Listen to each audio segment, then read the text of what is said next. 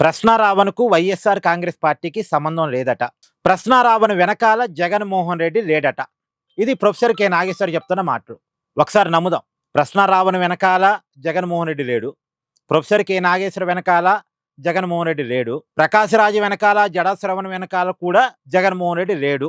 ఇదే నమ్ముదాం. పైగా ఈ వార్త రాసినటువంటి సాక్షి పేపర్ కూడా జగన్మోహన్ రెడ్డిది కాదు. ఇది కూడా నమ్ముదాం. ఎందుకంటే జగన్మోహన్ రెడ్డి గారు నాకు మీడియా లేదు అని చెప్తా ఉంటారు కదా.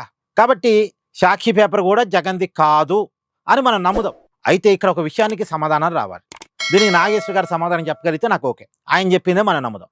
మన మొదటి ప్రశ్న ఏంటి అంటే, ప్రశ్నారావును అరెస్ట్ అయినప్పుడు వైసీపీ ఎందుకు అంత గట్టిగా రియాక్ట్ అయింది? జగన్మోహన్ రెడ్డి ఎందుకు అంత గట్టిగా రియాక్ట్ అయ్యాడు? నిజానికి ఏ జర్నలిస్ట్ అరెస్ట్ అయినా జగన్ స్పందిస్తాడు, వైఎస్ఆర్ కాంగ్రెస్ పార్టీ స్పందిస్తుంది అంటే అది వేరు.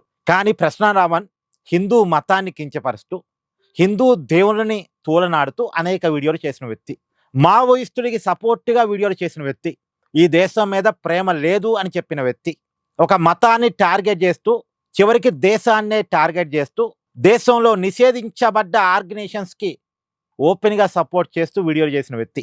మరి అలాంటి వ్యక్తి అరెస్ట్ అయినప్పుడు ఎవరైనా సంతోషించాలి. ఏ రాజకీయ పార్టీ అయినా సరే ఇలాంటి వాడిని అరెస్ట్ చేయాల్సిందే అని అనాలి. కానీ ఎందుకు వైఎస్ఆర్ కాంగ్రెస్ పార్టీ ఇతన్ని ఓన్ చేసుకునే ప్రయత్నం చేసింది? ఇతని అరెస్టును వ్యతిరేకిస్తూ మాట్లాడే ప్రయత్నం చేసింది. పైగా ఈ ప్రశ్నారావణ్కి కావచ్చు, జడా శ్రవణ్కి కావచ్చు, ప్రొఫెసర్ కె నాగేశ్వరకు కావచ్చు, వైసీపీ సంబంధిత మీడియాలో ఎందుకు పాపులారిటీ కల్పిస్తున్నారు?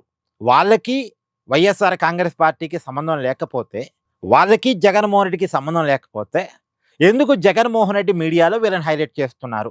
తర్వాత ఇప్పుడు ప్రశ్నారావణ్ కొన్ని ఇంటర్వ్యూలు చేశాడు. ఆ వైఎస్ఆర్ కాంగ్రెస్ పార్టీ నాయకుల ఇంటర్వ్యూలు కూడా చేశాడు. దానికి తమ్లైన్లు చూడండి.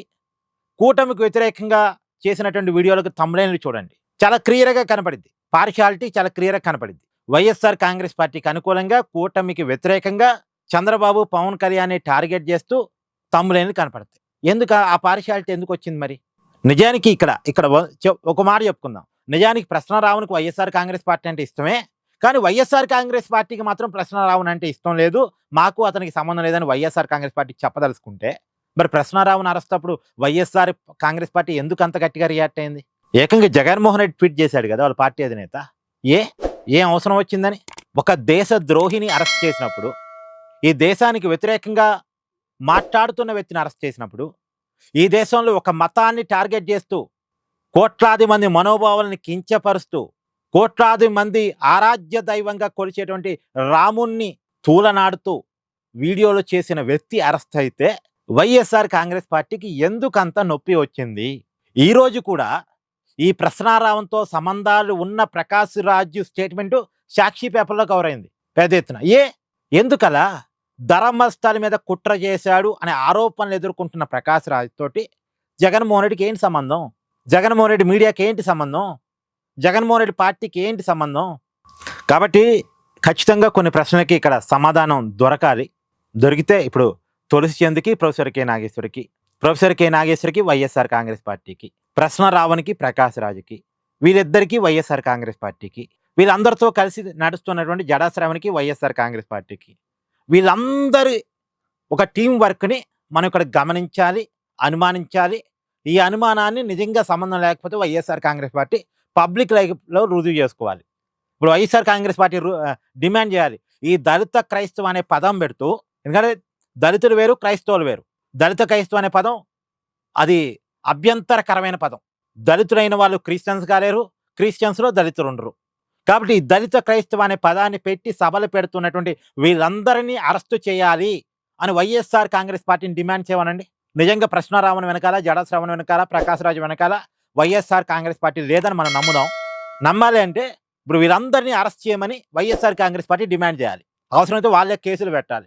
ప్రజల మధ్య చిచ్చు పెడుతున్నారు, మతాల మధ్య చిచ్చు పెడుతున్నారు, కులాల మధ్య చిచ్చు పెడుతున్నారు. ఈ దళిత క్రిస్టియన్స్ అని పేరుతో సభలు పెట్టడం ఏంటి అసలు? ఇది క్రిస్టియన్స్ని అవమానించడం, హిందువుల్ని అవమానించడం, రెండు మతాలని అవమానించడమే. ఎందుకంటే క్రిస్టియానిటీ మాకు కులం లేదని చెప్పుకుంటుంది, హిందూ మతం కులం ఉంది, దళితులు మా వాళ్ళు అని చెప్పుకుంటుంది. కానీ ఈ దళితులను తీసిపోయి క్రిస్టియన్స్లో కలిపారు. క్రిస్టియన్స్లో దళితులు లేరు అని చెప్పి ఆ మతం చెప్పుకుంటే దళితులు ఉన్నారని దళిత క్రిస్టియన్ అనే పదాన్ని వెలిపెట్టారు. అంటే రెండు మతాలని అవమానిస్తున్నారు. కాబట్టి వీళ్ళ మీద అర్జెంటుగా కేసు నమోదు చేయమని వైఎస్ఆర్ కాంగ్రెస్ పార్టీ డిమాండ్ చేయాలి. అవసరమైతే కేసులు పెట్టాలి. స్వయంగా ఇవాళ జగన్మోహన్ రెడ్డి గారు కడపలో ఉన్నారు. కడపలో జగన్మోహన్ రెడ్డి గారు case పెట్టమనండి.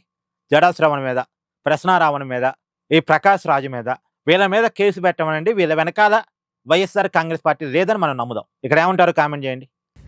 Please do like, share and subscribe this channel.